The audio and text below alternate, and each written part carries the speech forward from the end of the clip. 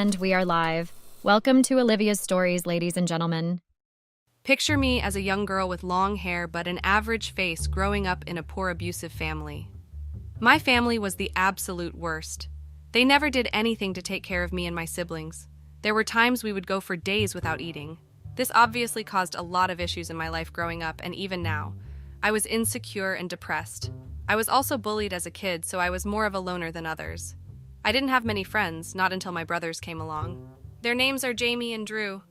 They were my best and closest friends, and they still are. They would practically follow me everywhere and defend me from anybody that tried to hurt me. Growing up, I honestly thought it was something that I or my brothers did that made our parents dislike us and never take good care of us. But now I realize that some people are just horrible parents. Each person develops a maternal or paternal instinct and love for their child, but that instinct skipped my parents. It's not as if I'm trying to justify what I did, no. I know what I did was wrong, and no excuse will justify my disgusting actions. I regret what I did, and I hope that I might find some semblance of peace or something by posting on here. I'm married now, and my life was going great until I cheated on my husband and broke my family. You're probably wondering why I'm telling you all this, and you don't understand. So I'll start from the beginning. My name is Angela, and I am a 30-year-old woman, married to my husband Steve, a 32-year-old man. We've been married for 3 years now. We don't have any kids yet, but we were planning on having some soon. I want to tell you my story. I'm not a writer, so pardon me if there's any mistakes, but I'll make sure you'll understand what I'm telling you. This is my story, and I hope that by sharing it here, I'll not only find some respite, but also some people might learn one or two things from it and not make the same mistake I did. But first, let me explain so you understand. I'll start from the beginning of my married life. I met my husband when I was 21 years old in college. 9 years later, and I still remember that day like it was yesterday.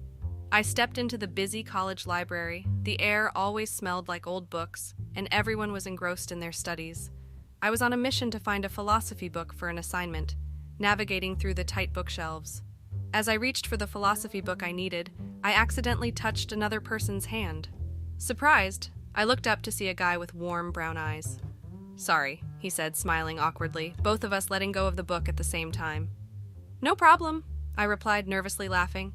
It was Steve, a fellow freshman. Our eyes met, and there was this weird connection. We started chatting about our classes, favorite books, and of course, the confusing world of philosophy. The library, usually a quiet place for solo study, turned into the backdrop for something more. Our talks expanded beyond textbooks, and soon we were exploring life's complexities together. What was once a silent place filled with the rustling of pages now echoed with our laughter and shared thoughts. Our chance encounters became deliberate meetings. We'd intentionally choose the same spot in the library, our corner of shared musings. We soon found ourselves inseparable, discussing dreams, fears, and everything in between amid the library's book-filled aisles. On our first date, Steve nervously suggested grabbing coffee, and I thought, why not? We picked a cozy local cafe for our first date. We sat across from each other. The place smelled like fresh coffee, and people chatted around us. Steve always had a friendly smile on his face. He started sharing stories about his family and growing up, and trying to make me feel comfortable. We chatted about everything, from our favorite movies to embarrassing moments. It was easygoing, and I could feel that our connection wasn't just about deep talks in the library, but instead, it ran deep. After coffee, Steve suggested we take a walk in the nearby park. Under the streetlights, we strolled and talked about our dreams. We found a bench, and that's when Steve admitted he played the guitar. I had noticed that he brought a guitar with him, and so I suspected even before he told me that he played. Curious, so I encouraged him to show off his skills. He pulled out his guitar, and suddenly, the park turned into our own little concert. After that, our relationship only grew more over the years. And a few years later, Steve and I decided we were ready to tie the knot. Our journey together had been filled with laughs, shared moments, and lots of love. We both felt that saying "I do" was the next natural step for us. After introducing each other to our families, it was clear that they were totally on board with our decision. They didn't just approve, they were excited to welcome us officially into each other's families. When it came to planning our wedding, we wanted something simple but meaningful. We found a cozy venue with an outdoor vibe for our small guest list of close friends and family. As we dove into the wedding prep, we worked together on everything, from choosing the food to creating a playlist that reflected our journey. We added personal touches, like a photo display of our college days and songs that meant something to us. The excitement built up as we thought about our vows, promises that really meant something to us. Invitations went out, and as the big day got closer, we were a mix of nervous and super excited. On our wedding day, we were surrounded by our favorite people. We exchanged our vows under twinkling lights and greenery. There were tears, laughter, and so much love. Our parents, who had seen us go from college sweethearts to this big day, were there cheering us on. To be honest, I hadn't even wanted to invite my parents, but Steve had made me as he said it was an important day in our lives, and no matter what, they would always be my parents. Either way, the celebration continued with dancing, toasts, and moments we'll remember forever. Looking around at our friends and family, it hit us that this day wasn't just about us. It was about everyone who had supported and shaped our love. After that, things only got better for us. My husband, Steve, and I lived in this 3-bedroom apartment which he bought, and I was really proud of him. After graduating from college, Steve eventually went through all the hurdles of medical school and then graduated and became a doctor, though I can't say where for the sake of privacy. I, on the other hand, became a part-time teacher. My days off on the weekdays were Tuesdays and Thursdays, while I worked every Monday, Wednesday, and Fridays. From someone who came from a very poor home, I would say this was a huge achievement for both of us, and I loved it. We were earning well and making very good money. The only issue we had were kids. Steve wanted kids, and I did too, but Steve felt like we weren't ready yet because he felt I had some issues I needed to work through. Growing up in an abusive and difficult home with my siblings had undoubtedly left its mark, but I believed I was fine and that therapy wouldn't really help. I had this skepticism about therapy, thinking it might be a bit of a scam, a money-making scheme exploiting people's problems. It's a common skepticism, but sometimes it's based on misunderstandings about what therapy really does. Life was tough for me growing up, and I knew it had left me with some issues that I never really dealt with. Steve, being caring and perceptive, noticed how my past could mess with our plans for the future. He wasn't being critical, he just wanted us to be rock solid before bringing kids into the mix. I was stubborn about getting professional help, thinking I could handle my problems on my own. Therapy felt like admitting defeat or saying I couldn't deal with my own baggage. Deep down, I kept telling myself I was fine and that therapy wouldn't do anything for me. But maybe that was just my way of avoiding the tough stuff. However, I really wanted kids. I had sworn to myself that I would never let my kids be treated the way I was treated, and that I would give them all the love, affection, and kindness in the world that was never given to me or my siblings by my parents. In fact, I was desperate to have kids. I loved kids, but Steve would not relent until I had gone to therapy, so I decided to go just to get him off my back. Steve was so excited when I told him I finally wanted to go. In fact, he was there with me when I booked an appointment with the therapist, and the therapist was even recommended by Steve. I was to see the therapist on my next day off, which was a Thursday. On that day, I got dressed and left the house. Like I've said earlier, Steve was a doctor and he had to be on call and available regardless of if he was at work or not. That meant he was always busy, though he tried his best to make time for us. As I stepped outside to get to my car, my attention shifted unexpectedly to our new neighbor. A young guy, probably in his early 20s, caught my eye. He had this friendly, approachable vibe, and a genuine smile lit up his face. It was a refreshing sight. What really surprised me was his welcoming wave, and to my surprise, a playful wink accompanied it. I couldn't help but smile back, waving in return. It was a small yet sweet moment, a brief interruption from the thoughts swirling in my head. Leaving for therapy with that friendly exchange fresh in my mind, I couldn't help but feel a bit lighter. My neighbor was very handsome, and I couldn't help but wonder if he was single or not, or what if I was married to him and not Steve. Stupid, I know, but back there in my head it was just harmless fantasizing, or so I thought. Honestly, I walked into therapy with a mix of hope and nerves, thinking it might help me untangle the mess of my past. But the whole thing turned out to be a letdown. The therapist seemed more interested in assuming things about me than actually listening. Every time I tried to share something, they'd interrupt or jump to conclusions, like they had my whole life story figured out before I even said a word. It felt like they had a script in their head and were just going through the motions.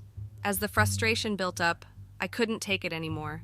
My hope for a helpful therapy session turned into anger, and I let out a few curse words, expressing just how fed up I was. Storming out of that office, I felt a mix of anger and disappointment. Leaving therapy, I started to wonder if it was even worth it. This experience made me question whether seeking help was the right move. It was a tough moment, realizing that not every therapist is a good fit. I knew I needed someone who would really listen, someone who respected my perspective, and that therapist was not it. I decided to talk to Steve about my therapy experience. I had already made up my mind that I couldn't continue with it. However, when I got home and shared my feelings, Steve's reaction caught me off guard. He refused to believe my frustration, twisting my words and making it seem like I was overreacting. According to him, storming out was unnecessary, and he suggested I should control my temper and give the therapist another chance. Frustrated and angry, I chose to keep quiet, knowing that arguing with Steve wouldn't lead anywhere positive. It felt like he wanted me to explode just so he could say he was right and reinforce his claim that I had anger issues. Internally fuming, I restrained myself from saying more. Despite my reservations, I reluctantly agreed to another therapy session to appease Steve. Unfortunately, the second round turned out to be even worse. The therapist continued assuming things and insisted I had anger issues, making me feel even more horrible. Unable to contain my frustration, I cursed at them and stormed out once again. Feeling disheartened, I came to the realization that maybe therapy wasn't the right path for me.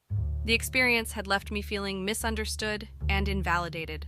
I decided to take matters into my own hands, determined to deal with my issues on my terms and at my pace, even if it meant going through the process alone.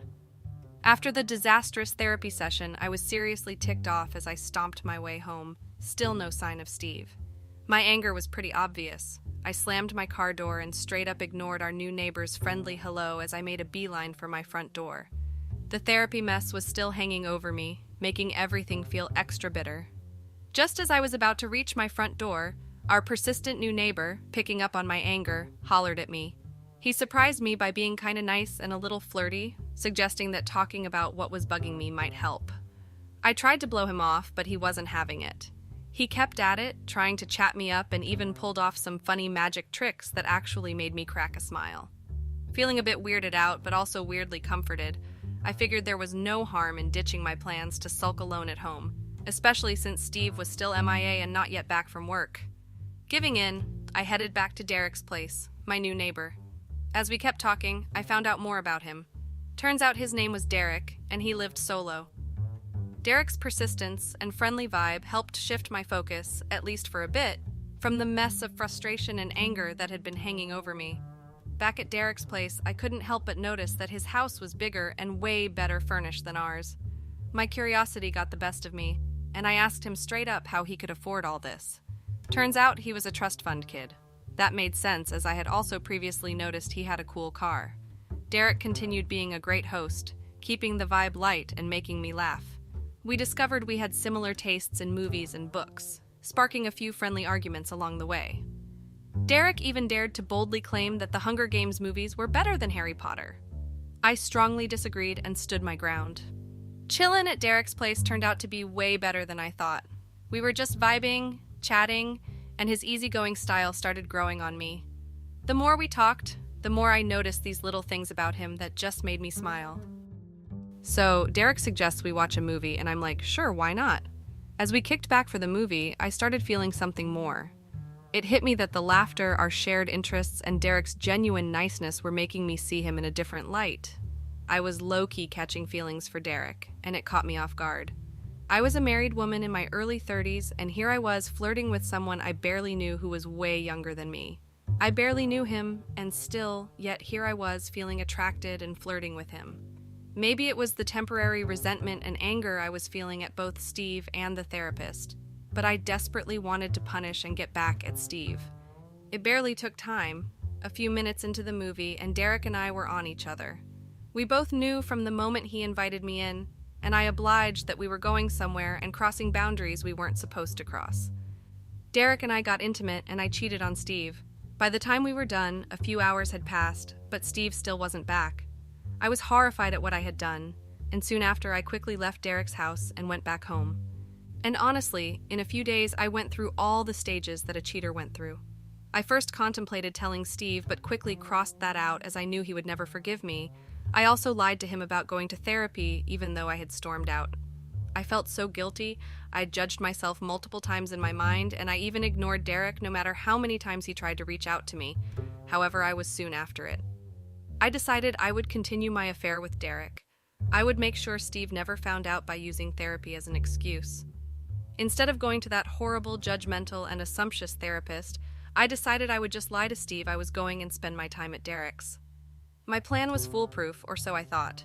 I soon approached Derek and told him what I wanted. I wanted us to continue the affair. I told him I felt lonely as Steve barely had any time for me and basically downplayed Steve in his eyes. He agreed, of course, and soon we were having a secret affair. When Steve would think I was off to therapy on my off days, I would actually be at Derek's. I would wait for Steve to leave and head to work at the hospital before I would go to Derek's and spend the day with him. I started feeling and acting happier. Derek had a way of uplifting one's mood no matter how sad and angry you were. Steve noticed these changes in my mood, and he happily thought that it was therapy that was making me this happy. Steve would tease me about the day I said I would never go to therapy again after angrily coming home. He would ask me to compare the sad me on that day to the happy me of nowadays. He would comment on how happy he was that therapy had made me happier and that I should be grateful to him for pushing me to continue on to therapy. I would just smirk in my mind and agree with him. That continued on for a long time. Steve would think I was at therapy, but I would be at Derek's. On the faithful day my secret was finally exposed, everything went on as usual. I waited for Steve to leave the house and head to the hospital. I kissed his goodbye and watched his car leave the driveway. Then I dressed and headed out to Derek's. Then I proceeded to spend the day with him. We had fun like usual. We were intimate. Then we had breakfast and even lunch together and watched a bunch of movies. Steve had mentioned to me that he ordered something online and expected it to be delivered that day, so I decided to go to the house and check if the item had been delivered, as I hadn't really been watching out for it. However, before I even got to the house, I noticed that Steve was on our front porch standing and staring at me. I knew he had seen me coming out of Derek's house. Deciding to play it cool, I walked up to him and tried to pretend and lie that Derek had recently bought an IKEA furniture that needed assembling, and that I had gone to help him with the assembling. However, it was pretty clear Steve didn't believe me. He just shook his head and walked inside the house. I continued trying to defend myself, but it was no use. I had been caught. Steve laid it into me. He was so angry, he couldn't even keep his words straight. He was stuttering. He asked me why I hadn't been going to therapy. I was shocked. I asked him how he had known, and he told me a few days earlier he had called the therapist to thank him for my improvement, and the therapist had been surprised and told him that I never went to another session after the two where I stormed out. Steve said he had wanted to confront me, but he had wondered where I always went if I didn't go to therapy, so he waited a few days to watch me, and now my secret was open. Steve was so heartbroken. He wondered what I had seen in the new Neighbor. I tried to beg him, but he refused to listen. He told me he was never getting over this betrayal and that we were done. He told me he wanted me out of his house before he came back and that he would make sure to inform everyone about what I had done. No amount of begging made him change his mind. I begged and cried and even knelt, but Steve was adamant. He wanted me out and he wanted a divorce. He then left, presumably to work. I was heartbroken. I had ruined my marriage with my own hands. I cried for hours on end before realizing that I had no choice but to park my stuff and leave, and also hope that Steve eventually forgave me and let me back into the house. I didn't want a divorce. I loved my husband, but there was nothing I could do as I was greatly at fault. I went over to Derek's and told him what happened. He said he had wondered where I went because I had told him I would only take a few minutes to check if the package had arrived. Derek also said that he had noticed Steve's car in the driveway and assumed I was waiting for him to leave first before coming back over. I honestly thought maybe Derek would take me in since Steve had kicked me out, but he vehemently refused. I was shocked. I thought he liked me. But Derek revealed I was just a means to an end and that he never liked me. He even laughed in my face and said he couldn't stay with a dishonest woman before kicking me out. I was stunned. My heart had been broken twice in one day, and worse of all, I had broken and destroyed my marriage, all for someone who saw me as a means to an end. Soon enough, my phone started buzzing, and everyone was calling. Steve's parents called, and when they saw I wouldn't pick, they sent me insulting texts about how I should be ashamed of myself. Even my parents called, but I refused to pick. I was already in low contact with this, so I was even surprised Steve had called them and told them what happened when he knew I didn't like talking to them. The only people's call I picked were my brothers. I was in tears as I explained to them what happened, and even though they were angry at first and even scolded me, they also gave me a 30-minute lecture about how what I had done was so wrong. But at the end of the day, I would always be family. They couldn't abandon me in my time of need, and so they came over immediately and helped me pack my stuff and took me to stay with one of them.